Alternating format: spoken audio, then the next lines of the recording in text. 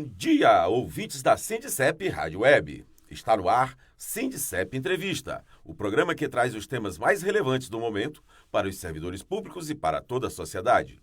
Você pode acompanhar ao vivo pela página do Sindicep Maranhão no Facebook. No programa de hoje vamos receber o presidente da CUT Maranhão, Manuel Lages. Na pauta, a pandemia e a necessidade de vacina para todos.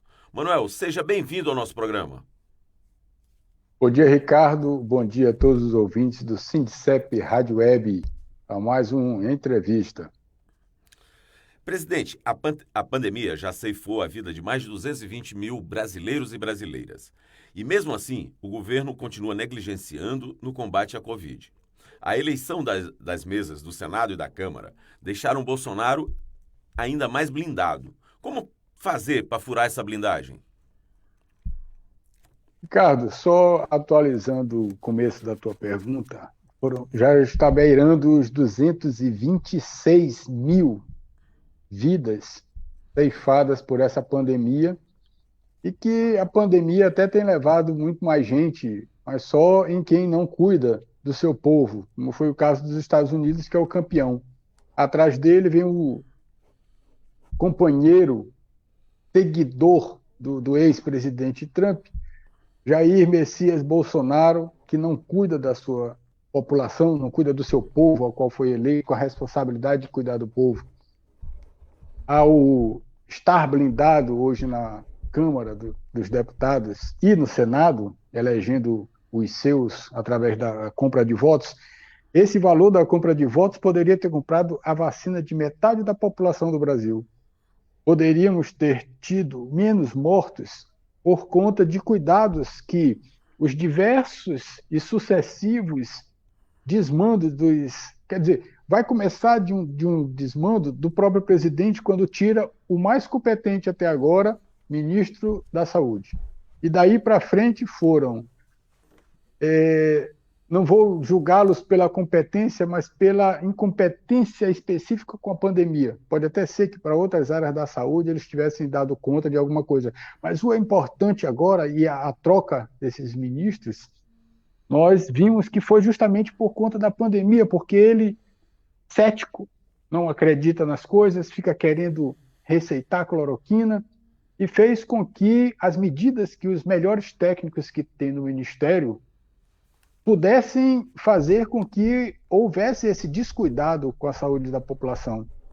Poderíamos estar muito mais bem cuidados, poderíamos ter tido medidas muito mais enérgicas, e ainda brigou porque o STF disse que era competência também dos estados e municípios cuidar do seu povo. Mas isso não eximia ele da responsabilidade de gestor maior das três esferas da saúde, pelo Ministério da Saúde, dar as diretrizes necessárias para que os estados e municípios seguissem. Era só isso que se queria, cuidado com a população. A forma de implementar as medidas que os técnicos mais capacitados disseram a esse governo, mas aí, assim, sai do Ministério da Saúde algo técnico e aí barra no político incompetente no Planalto.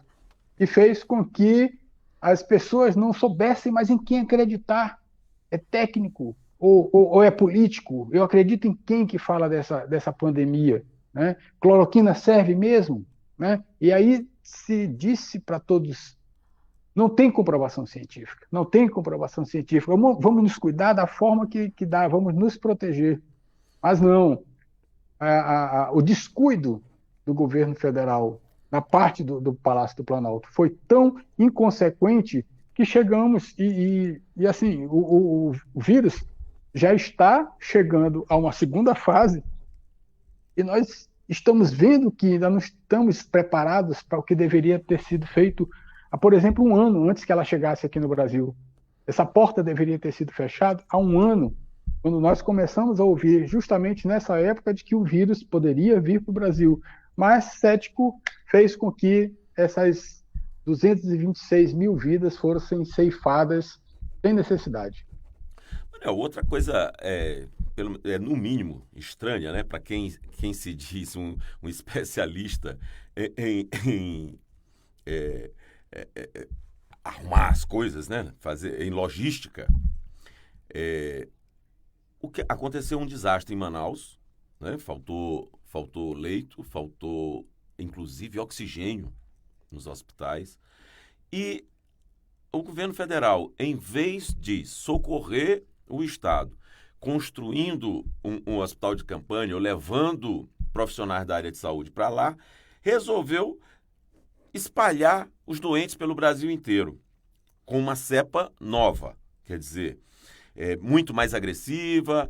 E como é que isso acontece? Quer dizer, os outros países estão fechando as fronteiras para o Brasil, com o Brasil exatamente por causa dessa cepa nova. E o Brasil faz espalhar, quer dizer, é muita incoerência, né? Para quem se diz especialista. Ricardo, a incompetência do governo, ela é generalizada ao nível máximo, né? Por quê? Acabei de falar sobre a saúde, mas vamos falar de comunicação. Por que é que esse governo tem um canal de comunicação sério com a sociedade? Por que é que não colocam à disposição da população o telesaúde? É um canal da Fiocruz que os técnicos, os cientistas, que ele pouco valoriza, cortando os incentivos a quem estuda e quem deveria estar nos ajudando melhor ainda, não fosse tanta incredulidade desse governo, em achar que é fora da ciência que vai se encontrar a solução e a saída para esse vírus. Não tem, está comprovado. As vacinas hoje estão se diversificando justamente porque cada cientista está vendo uma forma de proteger o seu povo, né? Cada um protege lá no seu país, cada um estuda e desenvolve vacina à sua maneira, a partir do seu estudo. E não pode ser uma decisão política que vai acabar com isso, né? Aqui no Brasil já há desenvolvimento, e não é aquela feita com leite condensado pelo astronauta, né, como ele divulga, que vai resolver isso, né? A gente precisa de gente que tem capacidade técnica, de quem publica nas melhores publicações, publica nas publicações, é até redundante, mas assim, é quem estuda, é quem declara que o seu estudo comprovadamente é eficaz. As vacinas estão se desenvolvendo e cada uma tem a sua particularidade, porque estão procurando, é uma coisa nova, estão procurando a saída. E qualquer saída hoje é viável, né? Desde que haja aceitação de que é pela vacina que vai se proteger a população. Ninguém ainda falou de cura. Tem muita gente achando que, porque veio da China, se a China criou, ela não vai curar porque não é interesse dela. Acho que o mínimo que essas pessoas que falam sem saber deveriam saber é que a China tem uma tecnologia de ponta que, só por ser chinês de um governo socialista, não querem acreditar e não querem entender que lá também eles têm os melhores recursos para poder passar por esse momento que é muito difícil para todo mundo. Não vamos esquecer, inclusive, que só a China tem 4 vacinas diferentes, né? Essa Coronavac é uma só. É uma só. São 4 diferentes que foram feitas lá. Ou seja, eles realmente têm uma planta industrial e técnica muito grande, né? Não há o que se duvidar disso. A China tem um modelo que, justamente por conta desse tipo de visão antissocialista, eles já não querem mais saber como é que funcionam as coisas. E aí, a falta de educação do povo, o corte nos recursos da educação feito por esse governo, impede que as pessoas estudem mais. Já basta dizer que não tem vaga nas escolas, não tem professores satisfeitos com os salários, não tem trabalhadores ao ponto de querer se qualificar mais, porque os cortes atrapalham tudo. Mania de querer economizar, mas economizar só para quê? Para dar para o capital financeiro? Só para financiar bancos? Peraí, a gente precisa de que esse dinheiro seja bem empregado. A gente precisa que a educação melhore a cabeça das pessoas e entender que o que há de melhor deve ser socializado para todas. Se a melhor vacina sair da Rússia, por que é que não vai entrar no Brasil? Se tiver que sair da China, saia de onde sair. Mas desde que comprovadamente seja a melhor saída para combater esse vírus, Essa é a solução que tem sido feita. As que acham que não tem tanta eficácia, beira 50%, mas é 50% para quê? Quais são as consequências desses 50%? Isso melhora a, a, a, a proteção da pessoa? Eu posso me sentir menos vulnerável não só a adoecer, mas inclusive morrer, né? Quantos desses morreram e poderiam já ter tido tomado pelo menos uma dose da vacina para ter um efeito menos crucial, menos desgastante da saúde dessas pessoas? Pois é, porque É cruel. O governo não é chamado de genocida à toa, tá bom? assim, eu acho que é importante a gente frisar, né? Porque quando fala muito nessa questão dos 50% é em relação à doença, a ter o vírus, mas é 100% que não vai para hospitalização. Eu acho, isso que as pessoas precisam entender. O problema da pandemia é o quê? O colapso dos hospitais. Quer dizer, se você. E É, hoje, sexta-feira, dia 5 de fevereiro de 2021, o Hospital UDI e São Domingos, que são os particulares daqui, tem uma vaga cada um. pois Né? é. Nós estamos nessa situação hoje. Já está operando do vermelho, passando para o roxo aqui. É E isso. ainda querem carnaval. Pois é isso que eu queria agora falar contigo. Trazer esse problema para cá, para São Luís, por exemplo. O juiz, o Ministério Público, né, pediu aí, a Defensoria Pública pediu medidas mais severas de contenção. Aí, o empresariado logo chia. Porque não pode, que tem que ter. Agora, é muito engraçado isso. O empresário ele vai para o trabalho dele, dentro do seu carro, no ar-condicionado, bacaninha, protegido, né? E os empregados? Eles vão nos ônibus lotados. Lotados. Como é que faz para proteger essa população? Pois é. Quem só visa lucro, né? Empresários não estão doando insumos para hospital nenhum, não contribuem para montar o hospital de campanha, tudo isso é do SUS. Pois Né? O é. Sistema Único de Saúde é que ampara desde aqueles que andam nos ônibus lotados para poder ir bater seu cartão, né? Mostrar presença no trabalho e trabalhar, gerar lucro para esse patrão, vai ser atendido no mesmo hospital de que esse outro patrão que talvez não saia de casa nem no seu ar-condicionado, talvez saia para poder ir para a praia, para poder ir para outro lugar, mas não tem que ir dar o expediente lá, como o trabalhador dá todo dia, porque ele pode gerenciar a sua empresa de onde ele estiver, tem recursos para isso. O trabalhador não, se ele não estiver lá no batente, perde até o emprego, né? E aí aumenta o número de desempregados e isso gera uma bola de neve incrível. Mas vamos ao legal do decreto do governador. O decreto quer proteger as pessoas. Carnaval, ninguém dança carnaval sozinho. Né? Todo mundo Perfeito. quer ir se juntar, quer fazer um bloco, quer ir para uma escola de samba. Quer Ninguém vive aglomerar. solitário. Ninguém vive solitário, nós vivemos em sociedade. É verdade. E aí, todo mundo gosta de abraçar, todo mundo gosta de divertir, e do melhor que tem de se abraçar, se divertir, é o carnaval. Inegável isso, a tradição já mostra isso. Ninguém quer acabar com a tradição do carnaval, mas nós não estamos em época de fazer esse tipo de coisa. A gente sabe que é o contágio, é o contato das pessoas que leva ao contágio. Então, quanto menos estivermos juntos de gente, quanto menos estivermos aglomerando, melhor. Vamos proteger nossa saúde, vamos dançar muito mais carnavais pela vida. Vamos transferir, tá aí. Não vai ser em fevereiro, vai ser em março, abril, maio, junho. Só no ano que vem? Ano passado teve. Por que não se pode passar um ano sem carnaval? Bloco. Até Não porque vai eu acabar acho nunca. que. Carnaval não vai acabar nunca. Todo mundo que quiser fazer, se eu quiser fazer um bloco só bloco lá de casa, pronto, sou eu, a mulher, o filho, pronto, acabou, é o bloco, eu vou brincar, vamos divertir do mesmo jeito. Os trabalhadores precisam ter saúde. Esse Perfeito. momento de pandemia vai acabar se a gente investir na saúde, se investir no SUS, se investir em medidas que protejam a população. Depois a gente sabe como se divertir. Até porque, né, Manuel, a gente, pelo menos, com todo o atraso, finalmente começamos a vacinar. Ou seja, a gente já está começando a ver a praia aqui na frente. Não pode morrer agora, né? Falta Claro, pouco tempo. A gente precisa entender isso. Eu acho que tanto a população, que está cansada realmente, né, do distanciamento, ela tem que entender, quanto os empresários também precisam entender. Que está faltando pouco tempo. É mais um pedaço, é mais alguns meses, com um arroxo, claro, mas sobrevivendo. Pois é.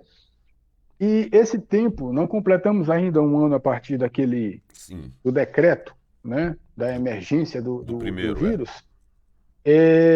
Então, assim, brincamos carnaval no passado, não vai ter esse ano. Vamos ter mais tempo para frente. Mas o que interessa?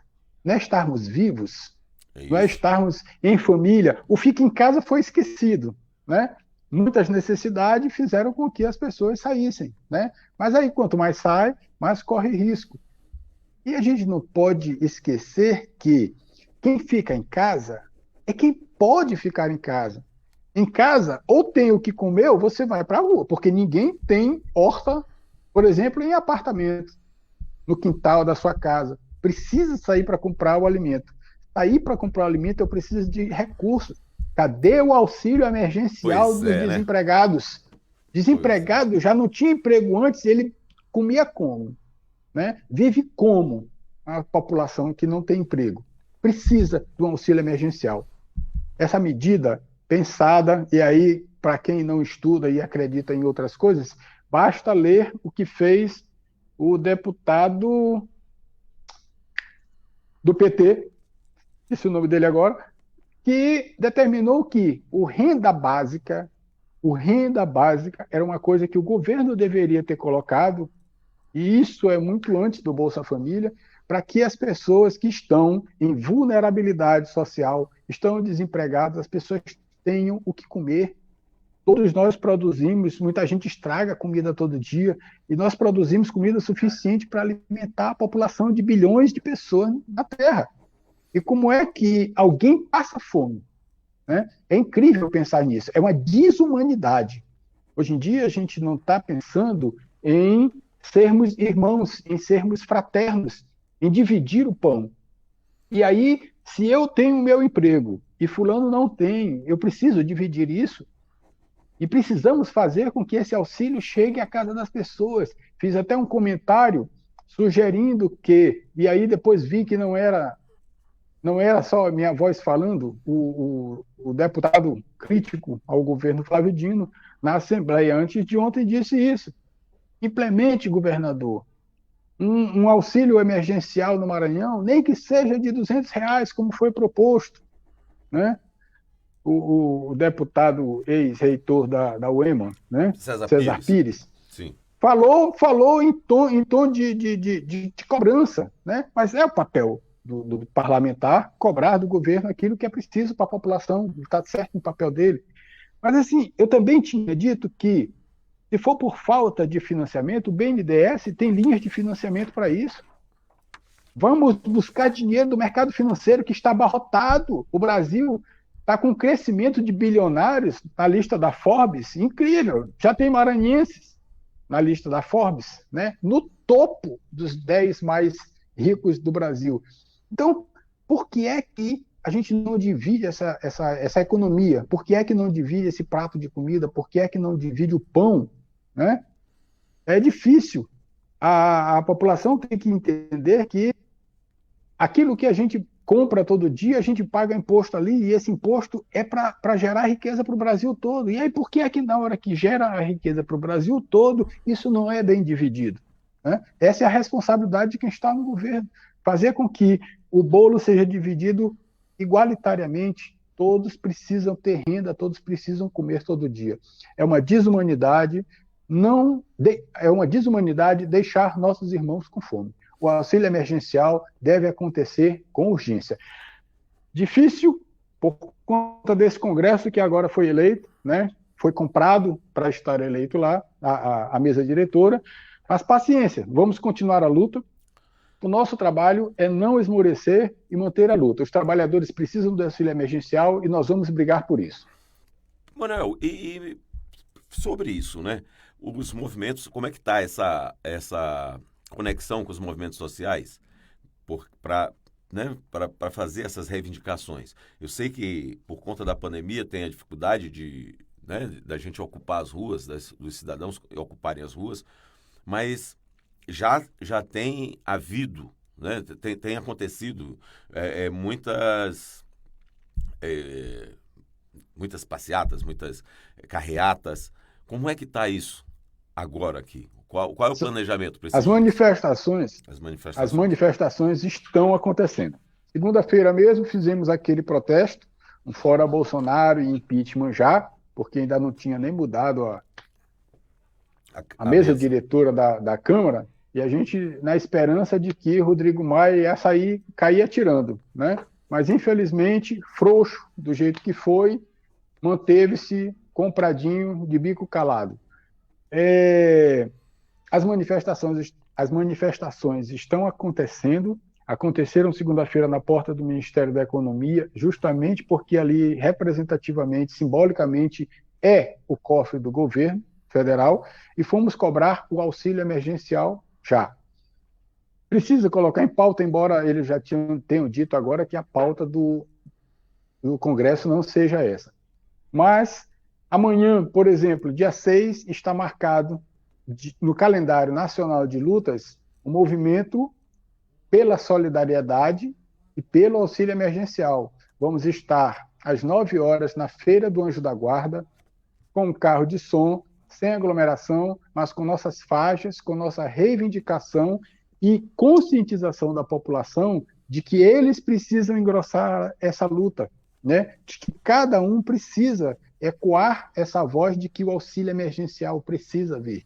E aí cada um converse com sua família, converse no seu bairro, na sua associação, de que é na mobilização popular que nós vamos conseguir alguma mudança. Com esse governo, não adianta ficarmos só nas redes sociais, tentando fazer e discutindo com quem não vai entender de que a necessidade dos outros nem sempre os atinge, né? Então, a mobilização continua.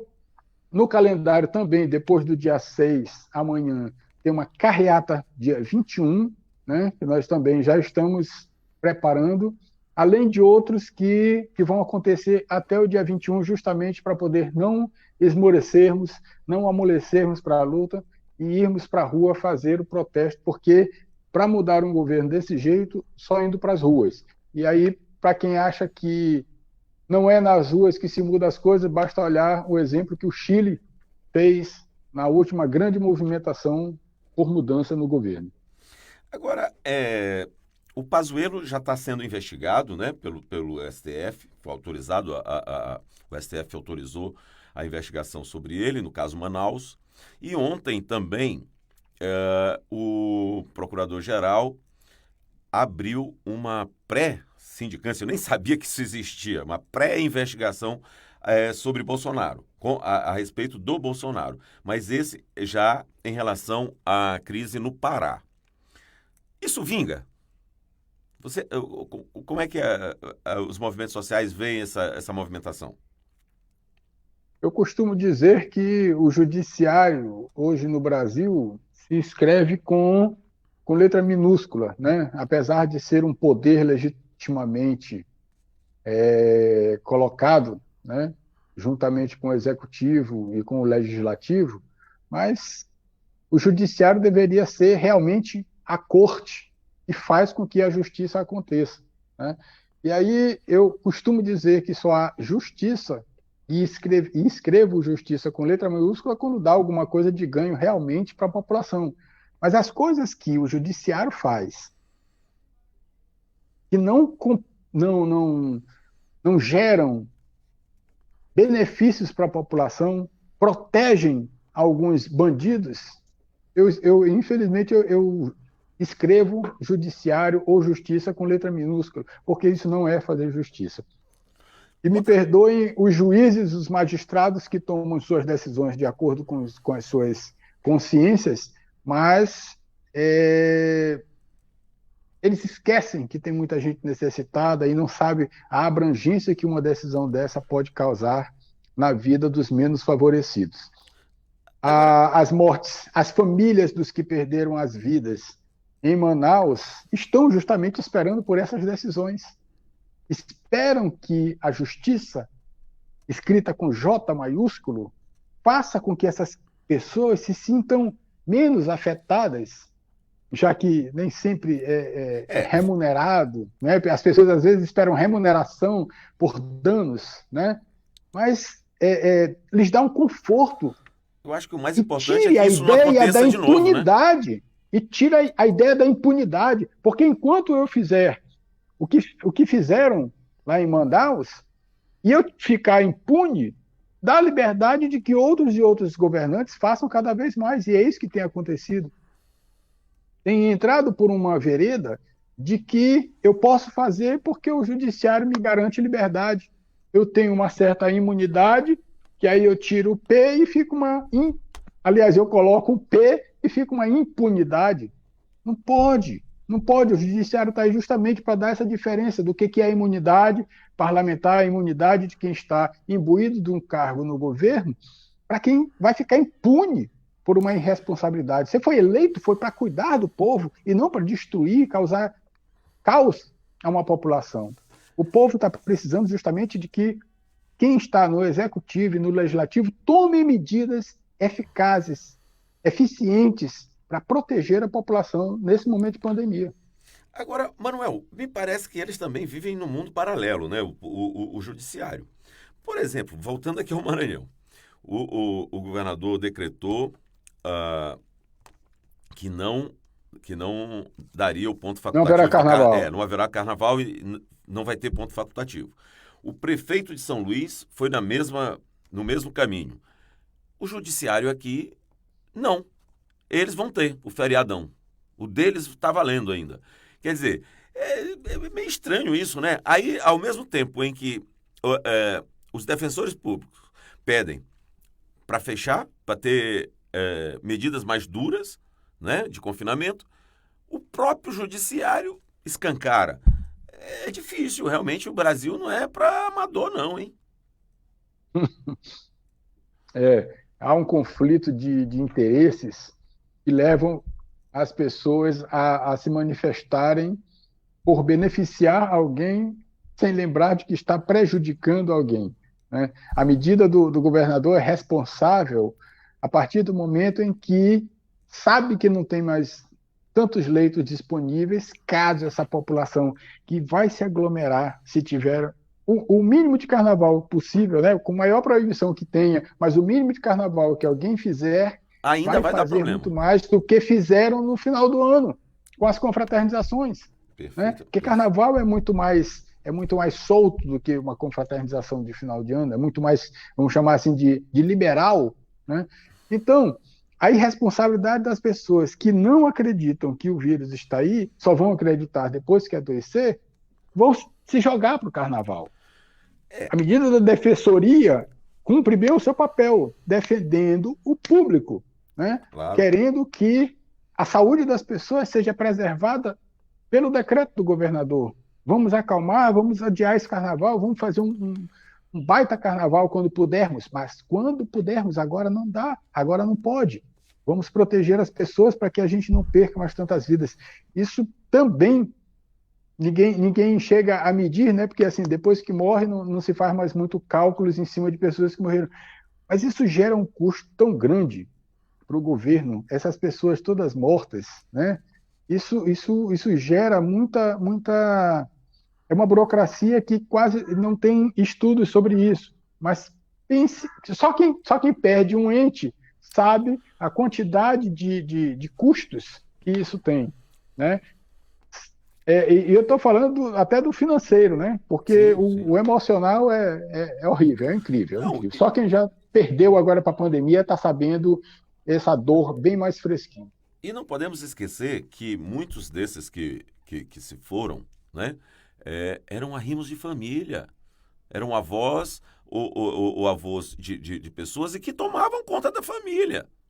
E agora estão sem. Não podemos esquecer isso. Isso é um agravante, porque as pessoas que se foram, todas estavam, eram, a grande maioria, produziam. de alguma forma, ou já produziram antes e estavam só colhendo já, mas mesmo assim continuavam ativas economicamente, né? Ou efetivamente ainda estavam trabalhando. Quer dizer, é uma perda muito grande. Não pode se ficar longe dessa teoria. Sem perder esse olhar econômico que eu falei há pouco, a pessoa que tem um arrimo de família fora do seio da família vai viver de quê, se não Pois há um é, auxílio emergencial? pois é. As repartições não estão funcionando 100% para que eu possa chegar lá e dizer assim, olha, eu vim aqui dar entrada no auxílio funeral do cara que morreu, da pessoa que Perfeito. morreu, que era o chefe da família, para poder receber a pensão. Aí isso gera um processo que, por não estar tudo funcionando 100%, olha a demora para a pessoa receber um auxílio funeral. Olha a demora para a pessoa passar a ser um pensionista. Né? Então, assim, a tecnologia faz com que as coisas sejam muito mais rápidas, mas a gente sabe que a burocracia ainda não acabou no país e que tem muita gente que faz questão de burocratizar. Então, desses 226 mil pessoas que morreram, quantos problemas foram deixados para os familiares? A perca emocional do familiar, do ente querido, é uma coisa dolorosa. E aí deixar na dor da fome, porque o que esse governo faz ao tirar dinheiro do poder de compra da sociedade é deixá-los na fome. Né? Aliás, se já estávamos com fome, eu estou falando aqui em nome dos mais de 14 milhões de desempregados. Né? Se já estávamos com fome, estamos na miséria agora. Né? Entrando pela porta da miséria. Uma porta que foi fechada há pouco tempo, porque a direita nunca tinha feito nada em prol disso, e quando o governo do PT veio, tirou aquele horror de gente da linha da pobreza, e aí tem muita gente até que não reconhece isso, mas Deus cuide dessas pessoas. Agora, a gente precisa parar de pensar que esse governo não vai ser pior do que já está. O que ele planeja fazer ao longo dos tempos é deixar cada vez mais pessoas pobres, pessoas na linha da pobreza, na linha da miséria, pedintes, né? E aí vai pedir para quem? Vai para a rua para pedir, né? Porque se eu não tenho o meu auxílio para ir Pois é. comprar a minha comida, eu vou ter que ir para a rua pedir. Pedir é até um viés bonitinho que eu estou dizendo aqui, porque do jeito que Sim. a marginalidade está aí, quem não dá quando eu peço, vai roubar porque fome dói. Né? A marginalidade aumenta a partir da pessoa estar com mais necessidade. Quanto mais necessitado estiver, mais ele vai precisar suprir aquela necessidade. E aí, seja de que forma for, a pessoa vai ter que procurar o que comer. Né? É muito cruel a política que esse governo adota para cuidar das pessoas. Inclusive, assim, é negligência mesmo, porque, por exemplo, foi aprovado 37 bilhões em emendas para a pandemia e não foi usado. Quer dizer, o governo não usa, não está E usando o porque... judiciário não cobra. Pois é uma coisa, né, assim, é surreal. A gente está vivendo realmente um período surreal. Manuel, infelizmente nosso tempo está acabando. Eu queria que Que você pena. deixasse uma mensagem para nossos ouvintes. Claro, a Central Única dos Trabalhadores não vai esmorecer, não vai deixar de estar lado a lado com os movimentos sociais, com a sociedade em geral, cobrando, seja do governo estadual, seja do governo federal, um auxílio emergencial para suprir a fome desse povo. E A gente vacina para precisa de todos, né? emprego para poder ganhar a vida dignamente. Mas já que não tem emprego suficiente por enquanto, até porque tem gente que está fazendo questão de desempregar, fechar suas empresas porque diz que não tem mais, eu acho até que é criatividade de inovar. Nós estamos num momento de desafio. Todos nós precisamos ser desafiados diariamente em como é que eu posso ser melhor a partir de hoje, como é que eu posso ajudar alguém. Tem muita gente precisando de ajuda. E num momento como esse de pandemia, eu sou desumano e desemprego alguém que eu não quero nem saber o que, que ele vai fazer a partir de amanhã para comer. A gente precisa lutar pelo auxílio emergencial já. A gente precisa continuar lutando pela vacina, pela melhor vacina, por incentivo aos pesquisadores, aos cientistas, para que façam com que a gente passe por essa com menos perca. Não podemos perder mais tantas pessoas. Vamos nos cuidar, vamos deixar o carnaval para depois, vamos cuidar da vida. Vamos valorizar o SUS, porque é ele que está também garantindo que a gente possa estar tendo esse tipo de ajuda. Essa ajuda humanitária que é dada de forma universal pelo SUS. Um grande abraço. Obrigado, Ricardo. Ok. Queremos agradecer a participação do presidente da CUT Maranhão, Manuel Lages. Agradecer também nossos ouvintes pela companhia. Continue agora com a programação da nossa Sindicep Rádio Web.